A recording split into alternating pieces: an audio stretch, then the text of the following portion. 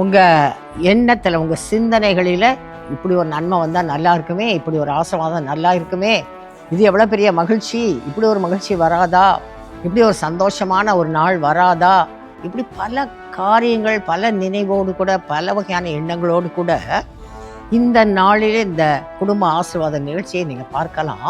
இன்னைக்கு கர்த்தர் சொல்லுகிறாங்க உங்களை பார்த்து, நாம் எண்ணியதற்கும் நாம் நினைத்ததற்கும் நாம் வேண்டிக் கொண்டதுக்கு அதிகமாக கர்த்தர் வல்லமையான காரியங்களை செய்வேன் என்று கர்த்தர் சொல்லுகிறாங்க.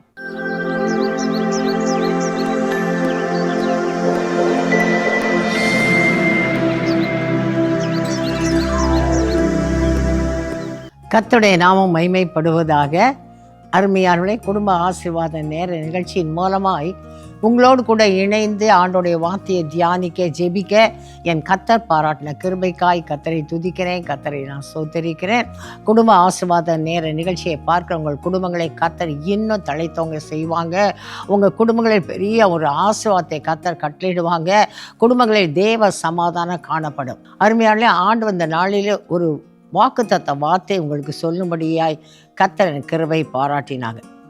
ஆண்டுடைய வார்த்தை சொல்லுகிறது, எபேசியர் 3வது அதிகாரம் 20வது வசனம் இப்படியாய் சொல்லுகிறது, நாம் எண்ணியதற்கும் நாம் நினைத்ததற்கும் நாம் வேண்டிக் கொண்டதுக்கு அதிகமாக வல்லமையான காரியங்களை செய்கிறவர் என்று ஆண்டுடைய வார்த்தை போடப்பட்டிருக்கிறது.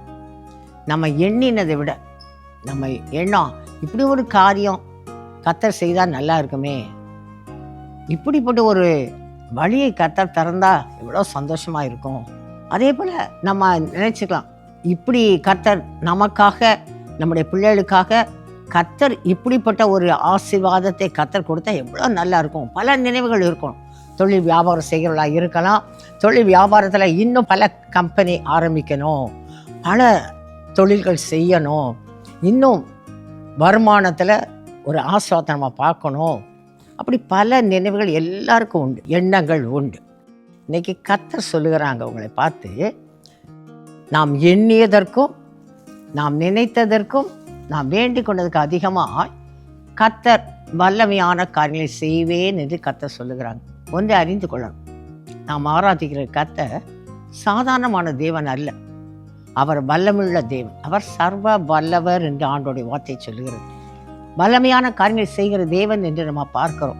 ஆண்டோடைய வார்த்தை சொல்லி, உன்னுடைய நினைவுகள் என்னுடைய நினைவுகள் அல்ல, உங்களுடைய வழிகளும் என்னுடைய வழிகள் அல்ல என்று சொன்ன கர்த்தர், நாம் நினைத்திருக்கிற நினைவுகளை விட கர்த்தர் நமக்காக உன்னதமான நினைவுகளை கர்த்தர் வைத்திருக்கிறாங்க. உயர்ந்த வழிகளை கர்த்தர் தீர்மானித்திருக்கிறார். இது ஆண்டோடைய வார்த்தை. இன்னைக்கும் கர்த்தர் சொல்லுகிறாங்க, நீங்கள் நினைச்சதை விட நான் வல்லமையான காரியம் செய்ய போகிறேன். உங்கள் எண்ணத்தில், உங்கள் சிந்தனைகளில் இப்படி ஒரு நன்மை வந்தால் நல்லா இருக்குமே, இப்படி ஒரு ஆசீர்வாதம் நல்லா இருக்குமே, இது எவ்வளோ பெரிய மகிழ்ச்சி, இப்படி ஒரு மகிழ்ச்சி வராதா, இப்படி ஒரு சந்தோஷமான ஒரு நாள் வராதா, என் குடும்பம் ரட்சிக்கப்பட்டு நாங்கள் குடும்பமாய் ஆலயத்துக்கு செல்லும்படியான ஒரு நல்ல ஒரு நாள் வராதா, நாங்கள் குடும்பமாய் கர்த்தருக்குள் மகிழ்ந்திருந்து குடும்பமாய் ஊழியம் செய்யும்படியான ஒரு வழி திறக்கப்படாதா. இப்படி பல காரியங்கள், பல நினைவோடு கூட, பல வகையான எண்ணங்களோடு கூட இந்த நாளிலே இந்த குடும்ப ஆசீர்வாத நிகழ்ச்சியை நீங்கள் பார்க்கலாம். ஆண்டவர் மறுபடியும் சொல்லும்படியாக கர்த்தர் உணர்த்துறாங்க. இந்த நாளில் இந்த குடும்ப ஆசீர்வாத நேர நிகழ்ச்சியை பார்க்கிற, கேட்க உங்களுடைய வாழ்க்கையில் கர்த்தர் சர்வ வல்லவர் என்பதையும், அவர் வல்லமையான காரியங்களை செய்கிற தேவன் என்பதையும் கர்த்தர் வெளிப்படுத்தி காட்டுவாங்க. படகுல சீஷர்களோடு கூட ஆண்டவர் பிரயாணப்பட்டு போகிறாங்க.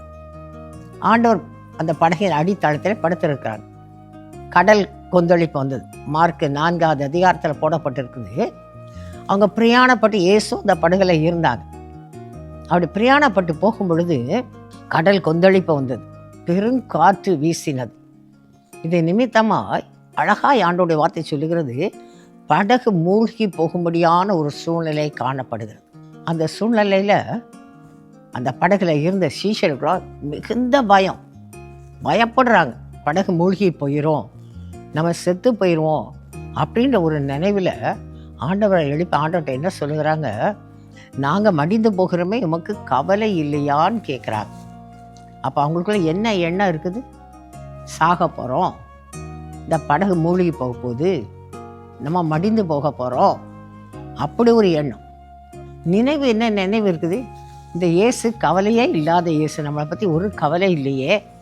இந்த படகு மூழ்கி போக முடியாத நிலைமை வந்துருச்சு, அவர் கவலைப்படாமல் பேசாமல் நித்திரையாக இருக்கிறாரு. அதுதான் அவங்களுடைய நினைவாக இருந்தது.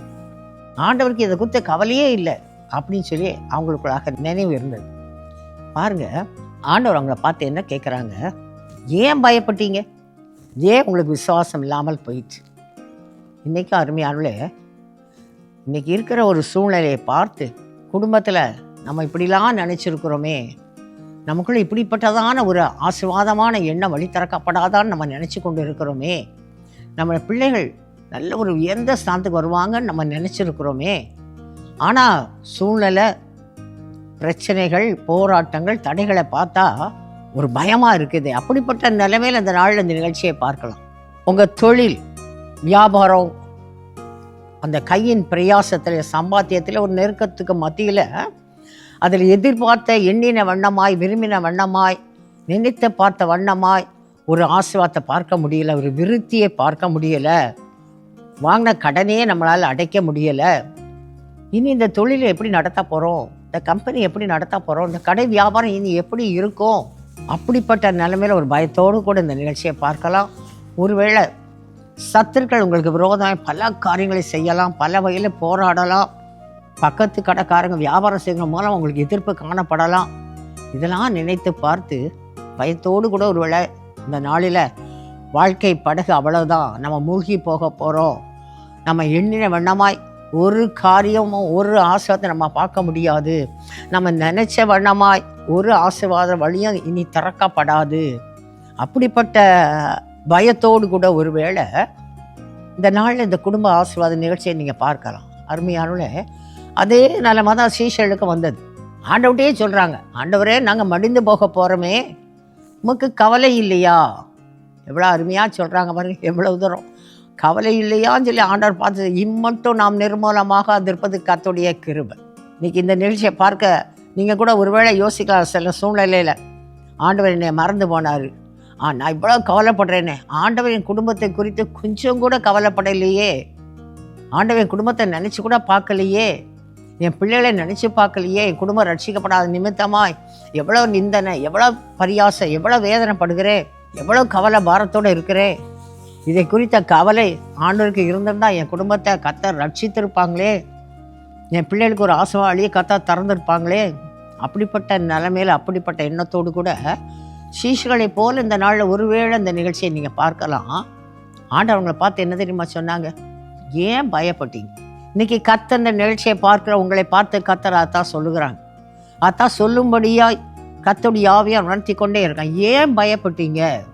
அருமையானே, ஆண்டுடைய வார்த்தை சொல்லுகிறது, கர்த்தர் நமக்கு பயமுள்ள ஆவியே அல்ல, பலமும் அன்பும் தெளிந்த புத்தியுள்ள ஆவியை கர்த்தர் கொடுத்துருக்கிறார். இன்றைக்கும் ஆண்டுடைய சமூகத்தில் கர்த்தர் நம்ம இந்த பொல்லாத உலகத்தில் பயப்பட முடியாத சூழ்நிலைகளை கடந்து போக முடியாத இந்த உலகத்தில் குடும்ப வாழ்க்கையில் கர்த்தர் நமக்கு கொடுத்துருக்க ஆவியானுடைய பலனை என்னன்னா, பலமும் அன்பும் தெளிந்த புத்தியுள்ள ஆவியார். அப்படிப்பட்ட அபிஷேகத்தினாலே கர்த்தருடைய ஆவியாக நம்ம அபிஷேகத்தை வைத்திருக்கிறாங்க. ஆகினால் தான் கர்த்தர் இந்த நாளில் சொல்லுகிறாங்க, எந்த காரியத்தை குறித்து, எந்த சூழ்நிலையை குறித்து, எந்த பிள்ளைகளை குறித்து, எந்த நெருக்கத்தை குறித்து, எந்த எதிர்ப்பை குறித்து இந்த நாளில் பயத்தோடு கூட இந்த நிகழ்ச்சியை பார்த்து கொண்டு இருக்கிறீங்களோ, இனி அவ்வளோதான் மடிந்து போயிடுவோம், இனிமேல் வாழ்க்கை அவ்வளோதான் முடிந்து போயிட்டு, இனி ஆசை வழியில் நினைக்கிறீங்களோ, கர்த்தர் உங்களை பார்த்து மறுபடியும் சொல்லுகிறாங்க, பயப்படாதே. ஏன் பயந்தீங்க? ஆண்டவருடைய வார்த்தை வேதாமத்தில் எத்தனையோ முறை ஒவ்வொரு நாளும் அந்த வார்த்தையை நம்ம ருசித்து பார்க்க முடியாது. கர்த்தர் சொல்லுறாங்க, பயப்படாதே, நான் உன் கூட இருக்கிறேன்.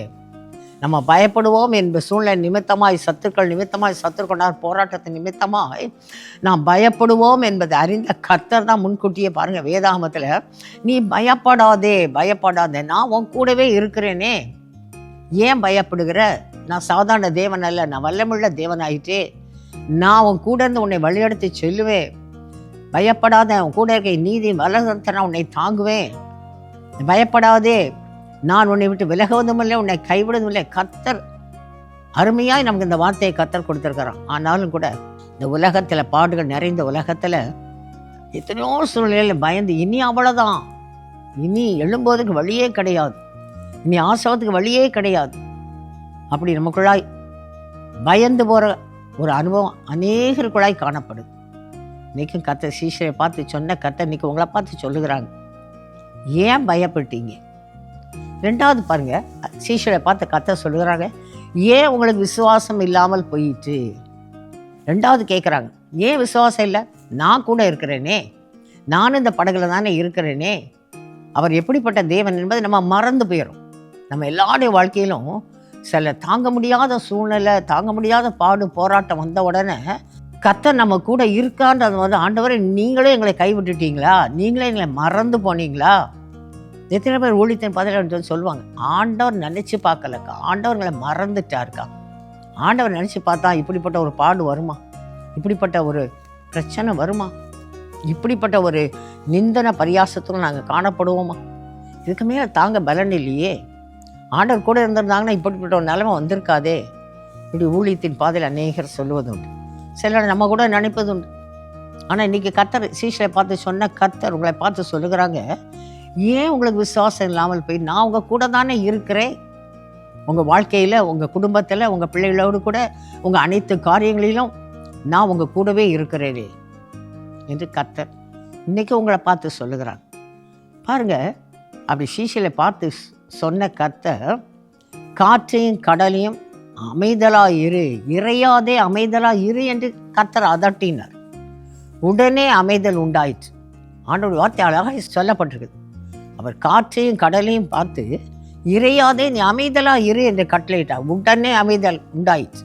இதை பார்த்த உடனே சீஷர்கள் சொல்கிறாங்க, இவருக்கு காற்றும் கடலும் கீழ்ப்படுகிறதே, இவர் இப்படிப்பட்டவரும் சொல்லி ஆச்சரியப்படுறாங்க. அவங்க நினச்சி பார்க்கல. இன்றைக்கி கர்த்தர் தானே வார்த்தை கொடுக்குறாங்க, நீங்கள் எண்ணியதற்கும் நினைத்ததுக்கும் வேண்டிக் கொண்டதுக்கு அதிகமாக இயேசு வல்லமையான காரியங்களை செய்கிறவர். அவங்க எண்ணத்தில் என்ன இருந்துச்சு? அவர் வல்லமுள்ள தேவன். கடல் கொந்தளிப்பு வந்தா என்ன, புயல் காற்று வீசினால் என்ன, சர்வ வல்லவர், வல்லமுள்ள தேவன் நம்ம கூட இருக்கிறாங்களே, அவர் கூட இருக்கும் பொழுது அவர் பார்த்து கொள்வார். அந்த எண்ணம் இல்லாமல் போயிட்டு, அவங்களுக்குள்ளே இருந்த எண்ணம் என்ன, மடித்து போக போகிறோம். அவங்களுக்குள்ள இருந்த நினைவு என்ன, நம்ம சாக போகிறோம், நம்ம படகோட மூழ்கி போக போகிறோம். அதுதான் அவங்களுடைய எண்ணம், அவங்களுடைய நினைவாக இருந்தது. ஆனால் கர்த்தர் அவங்களோட வாழ்க்கையில் வல்லமையான காரியங்களை கர்த்தர் செய்தாங்க. இன்றைக்கும் உங்களை பார்த்து கர்த்தர் சொல்லுகிறாங்க, பயப்படும்படியான எண்ணத்தோடு கூட இனி விமோச்சனமே கிடையாது, ஆசிரமம் வழியே திறக்கப்படாத நிலைமையில் இந்த நாளில் இந்த நிகழ்ச்சியை பார்க்கலாம். கர்த்தர் சொல்லுகிறாங்க, பயப்படாது, விசுவாசத்தோடு காத்துருங்க. ஏன் உங்களுக்கு விசுவாசம் இல்லாமல் போயிடுச்சு? அப்போ இன்னைக்கு ஆண்டோட சமூகத்தில் எந்த காரியத்தை குறித்து பயப்படுறீங்களோ, நீயோ பயத்துக்கு தூரமாவாய் என்று சொன்ன கர்த்தருடைய வார்த்தைக்கு கீழ்ப்படிங்க. நீங்கள் பயப்பட வண்ணமாய் ஒன்று உங்கள் வாழ்க்கையை சம்பவிக்க போவதில்லை என்ற வார்த்தையின்படி கர்த்தர் பாதுகாத்து கொள்வாங்க. அந்த வார்த்தையை பிடித்து கொள்ளுங்க. அதானே கர்த்தர் நம்ம கொடுத்துருக்குறாங்க, நீயோ பயத்துக்கு தூரமாவாய். நீங்கள் பயப்படுற வண்ணமாய் ஒன்று உங்கள் வாழ்க்கையை சம்பவிக்க போவதில்லை. இந்த வார்த்தையை கொடுத்த கர்த்தருடைய சமத்தை அந்த வார்த்தையை சொல்லுங்க. என்ன காரியத்தை குறித்து பயந்து போய் இருக்கிறீங்களோ, முதலாவது பயத்தை விட்டு வெளியே வரணும். பயம் வந்துட்டாலே விசுவாசம் உடனே குறைந்து போயிடும். பயம் நமக்குள்ளே வந்துட்டாலே முதல்ல விசுவாசம், ஆண்டவர் செய்வான்ற நம்பிக்கை, விசுவாசம் முழுமையாக நம்மை விட்டு விலகிடும். அதுக்கப்புறம் பாருங்கள், ஜெபிக்கவே முடியாது. இன்றைக்கி கர்த்தர் உங்களை பார்த்து சொல்லுகிறாங்க, நீங்கள் எண்ணியதை விட நினைத்ததை விட கர்த்தர் இந்த நாளில் உங்கள் வாழ்க்கையில், உங்கள் குடும்பத்தில், உங்கள் பிள்ளையுடைய வாழ்க்கையில் வல்லமையான காரியங்களை கர்த்தர் செய்ய போகிறாங்க. அதுக்கு கர்த்தர் சொல்கிறாங்க, பயத்தை விட்டு வெளியே வாங்க. ரெண்டாவது, விசுவாசத்தில் பலப்படுங்க. விசுவாசித்தால் தெய்வ மகிமையை காண்பா என்ற வார்த்தையின்படி கர்த்தர் மகிமையான சாட்சியாக கர்த்தர் நிறுத்துவார். இன்றைக்கும் பாருங்கள், உங்கள் முன்பாக ஆண்டோடைய வார்த்தையை சொல்லும்படியான கிருபையை கர்த்தர் கொடுத்துருக்கிறாங்க. திருமணம் முடிஞ்ச நாட்களில் என்னுடைய கணவர் சகோதரர் அப்பாத்தரே ஆண்டவர் அறியாத குடும்பத்திலிருந்து அவங்களுக்கு சிஎஸ்ஐ ஆலயத்தை வைத்து ஞானஸ்தானம் கொடுக்கப்பட்டு எங்களுடைய திருமணம் கிறிஸ்தவ முறைப்படி நடத்தப்பட்டது. ஆனால் ஆண்டோடைய சமூகத்தில் நாங்கள் அர்ப்பணித்து ஜெபிக்கணும்னு பார்க்கும்போது அவங்க ஆண்டவருக்குள்ளே வரலை. ஞானஸ்தானம் எடுத்தாங்க, கிறிஸ்தவ முறைப்படி திருமணத்துக்கெல்லாம் சம்மதிச்சிட்டாங்க. ஆனால் முதல் நாளே என்கிட்ட சொன்னாக்கார, என்னால் இயேசுவை ஏற்றுக்கொள்ள முடியாது. அந்த நாளில் பாருங்கள், 7 வருடங்கள் கழித்து தான் திருமணம் முடிந்து 7 வருடங்கள் கழித்து தான் அவங்க ரட்சிக்கப்பட்டாங்க. ஆரம்ப நாட்கள் அவங்க சொன்ன வார்த்தை கூட நான் பெரிதாக நினைக்கவே இல்லை. ஆனால் நாட்கள் செல்ல செல்ல பாருங்கள், எனக்குள்ள சூழ்நிலையை பார்த்து அவங்க எப்பொழுதும் போல அவங்க தெய்வ வழிபாடுக்கு போனாங்க. ஆண்டவரை நோக்கி பார்க்கல, இயேசுவை நோக்கி பார்க்கல, இயேசுவை கூப்பிடும்படியா இந்த ஜெபத்துக்குள்ள கடந்து வரமாட்டாங்க, ஆலயத்துக்கு வரமாட்டாங்க. அப்படிப்பட்ட ஒரு சூழ்நிலையில் அவங்க ஞானஸ்நானம் எடுத்த பிற்பாடும் அவங்க தெய்வ வழிபாடுக்கு தான் போனாங்க. 1 ஆண்டு 2 ஆண்டு 3 ஆண்டு போனது. 2வது ஆண்டில் எனக்கு எப்படி இவங்க ரட்சிக்கப்படுவாங்க, இவங்க ரட்சிக்கப்படுவாங்களா, நம்ம குடும்பத்தில் ரட்சிப்பின் சந்தோஷம் வருமா, இப்படி பல கேள்விக்குறி காணப்பட்டது. குடும்ப வாழ்க்கையில் கர்த்தருடைய சமாதானம் கடந்து வரும், ரட்சிக்கப்பட்ட ஒரு குடும்பமாய் கர்த்தருக்கு எழும்பி நிற்க முடியுமா, அப்படிப்பட்ட ஒரு எண்ணம், சிந்தனை, நினைவுகளை குழப்பம் வர ஆரம்பித்தது. இதை நிமித்தமாக எனக்குள்ள ஒரு பயம் வர ஆரம்பித்தது. குடும்ப வாழ்க்கை எப்படி இருக்குமோ, எல்லா ஆசீர்வாதத்தையும் கர்த்தர் கொடுத்துருந்தாங்க, குடும்ப வாழ்க்கை எப்படி இருக்குமோ அப்படிப்பட்டதான ஒரு பயம் தான் எனக்குள்ள வந்தது. இன்னைக்கு உங்கள் மத்தியில் நான் சொல்லுகிறேன், ஆண்டோடைய சமத்தில் இவங்க பேங்க்குக்கு போன பிறப்பாடு முழுமையாக ஆண்டோட சமத்தில் காத்து வந்து ஜெபிப்பேன். 1 ஆண்டு ஜெபித்தும் ஒரு மாற்றமும் இல்லை. அவங்க தெய்வ வழிபாட்டில் ரொம்ப மும்முரமாக, ரொம்ப வைராக்கியமாக தான் காணப்பட்டாங்க. இயேசுக்கு அவங்களுக்கும் சம்பந்தமே இல்லாத ஒரு வாழ்க்கை தான் இருந்தது. இயேசுன்னு சொன்னாலே அவங்களுக்குள்ளாக ஒரு ஒரு கோபம், எரிச்சல் வந்துடும். ஆனால் இயேசுன்னு சொல்லவே முடியாது குடும்ப வாழ்க்கையில். அப்படிப்பட்ட நிலைமையில் ஆண்டவர்கிட்ட நான் ஜெபித்தமுடியும். கர்த்தர் அந்த நாள் எனக்கு இந்த வார்த்தையை தான் கர்த்தர் கொடுத்தாங்க. எபேசியர் 3:20, நீ எண்ணியதற்கும் நினைத்ததுக்கும் வேண்டிக் கொண்டதுக்கு அதிகமாக நான் வல்லமையான காரியங்களை செய்வேன். அந்த வார்த்தையை பெற்றுக்கொண்ட உடனே அதிக சந்தோஷமாக இருந்தேன். ஆண்டவர் வாக்கு கொடுத்துட்டாங்க. வாக்குத்தத்தம் பெற்ற பிற்பாடும் பாருங்க, ஆண்டுகள் கடந்து போனது, மாற்றமே இல்லை. முதல் ஆண்டே கர்த்தர் இந்த வாக்கு தத்தத்தை கர்த்தர் கொடுத்தாங்க. சூழ்நிலையை பார்த்து ஜெபிக்கும் பொழுது கர்த்தருந்து உபாசித்து ஜெபிப்பேன். அவங்க பேங்க்குக்கு 10 மணிக்கு போனோன்னா முழங்கால் படி போட்டுருவேன். சாயந்தரம் 5 மணி அவங்க வீட்டில் இருக்கும்போது அதை ஜெபிக்க முடியாது. அப்படிப்பட்ட ஒரு தடை உண்டு.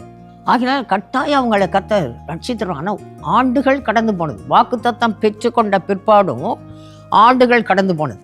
2-3 ஆண்டுகள் ஆன உடனே பாருங்க, எனக்குள்ள ஒரு பயம், இல்லை என் ஜெபம் கேட்கப்படலை, குடும்ப வாழ்க்கை எப்படி இருக்குமோ, இயேசு குடும்பத்தின் தலைவராய் இல்லாத நிமித்தமாய் மெய்யான தெய்வத்தை, ஜீவனுள்ள தெய்வத்தை வழிபடுகிற சேவிக்கிற அனுபவம் குடும்பத்தில் இல்லாத நிமித்தமாய் குடும்ப நிலைமை என்ன ஆகுமோ, நம்ம பிரிந்து விடுமோ, இப்படி பல கேள்விக்குரிய. எல்லா ஐஸ்வர்யம் இருந்தது, எல்லா ஆசீர்வாதம் கர்த்தர் கொடுத்துருந்தாங்க. ஆனால் இயேசு குடும்பத்தின் தலைவராய் இல்லை. அதனால் சமாதானம் இல்லை, சந்தோஷம் இல்லை, எல்லாவற்றிலும் முரண்பாடான காரியங்கள் தான் காணப்பட்டது. அதனால் எனக்குள்ள ஒரு பயம்தான் காணப்பட்டது. அந்த நாளில் தான் ஆண்டவர் என்ன சொன்னாங்க, என்னை பலப்படுத்தினாங்க, என்னை அபிஷேகத்தினால் கர்த்தர் நிரப்பினாங்க. அபிஷேகத்தில் ஒவ்வொரு நாளும் பரிசுத்த ஆவிகள் நிரம்பி ஜெபிக்கும்படியான ஒரு ஜெபாவியை கர்த்தர் கொடுத்தாங்க. கர்த்தருடைய ஆவியான பரிசுத்த ஆவியான பலத்தினாலே அந்த பயத்தை மேற்கொள்ளும்படியாய் பலமும் அன்பும் தெளிந்த புத்தியுள்ள ஆவியான ஆலைக்குள் கடந்து வரும்படியாக கர்த்தர் கிருபை பாராட்டு இன்னைக்கும் சாட்சியாக சொல்லுகிறேன். அந்த பரிசுத்த ஆவியான பலத்தினால தான் விசுவாசத்தில் பலப்பட்டேன். இல்லை 3 ஆண்டுகள் ஆனாலும் 4 ஆண்டுகள் ஆனாலும் ஆண்டவர் சொன்ன வார்த்தையின்படி கர்த்தர் நடத்துவாங்க. அந்த விசுவாசத்தை கர்த்தருடைய ஆவியான எனக்கு கொடுத்தாங்க, பரிசுத்த ஆவியான எனக்கு கொடுத்தாங்க.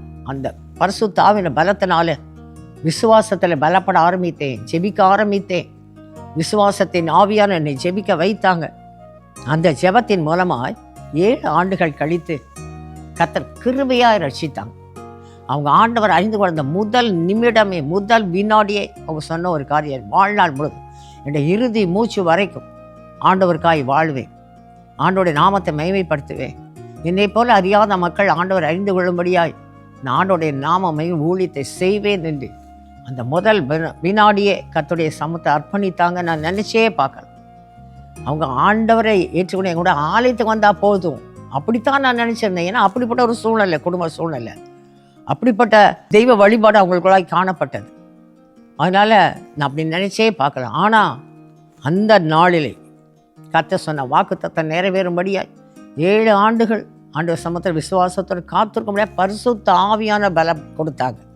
அந்த அபிஷேகத்தினாலே விசுவாசத்தை ஜெபித்த நிமித்தமாய் ஆச்சரியம், இப்படிலாம் என் கணவர் இப்படிலாம் ஊழியம் செய்வாங்க நான் நினச்சே பார்க்கல. ஏன்னா 7 ஆண்டுகள் என் கண்ணார பார்த்த காரியம் இயேசுன்னு நான் வாய் திறந்து கூப்பிட முடியாது. அப்படிப்பட்ட ஒரு நிலைமையில் கர்த்தருக்கென்று கடைசி மூச்சு வரை ஊழியம் செய்வேன் என்று பொருத்தனை பண்ணுவது மாத்திரமல்ல, அப்படியாய் வாழ்ந்து கர்த்தருடைய சமூகத்தில் வீற்றிருக்கும்படியாய் கர்த்தர் கிருபை பாராட்டி இருக்கிறாங்க. நான் ஏன் இதை சொல்லுகிறேன்னா, இன்னைக்கு கர்த்தர் உங்களுக்கு வாக்கு கொடுக்குறாங்க. நீங்கள் எண்ணியதற்கும் நினைத்ததற்கும் வேண்டிக் கொண்டதுக்கு அதிகமாய் நான் வல்லமையான காரியங்களை செய்வேன். 2 காரியம்.